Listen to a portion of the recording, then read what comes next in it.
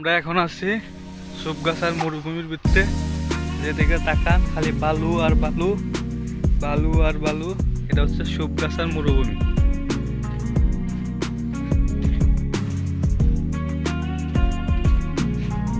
ওটা হচ্ছে কালাইসা ভিটাপাড়ার মরুভূমি, আর এটা হচ্ছে আমাদের সুবগাছা, এই সুবগাছার মরুভূমি।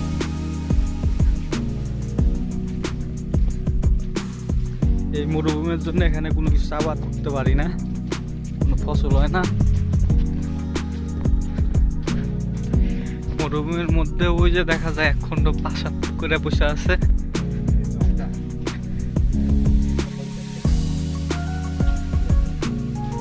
ইন্দাবার আর রাস্তা হবো এটা আসলে রাস্তা আছে। ওই তো ওই বাইকগুলো যত দেখতেছ না ওরা দিয়ে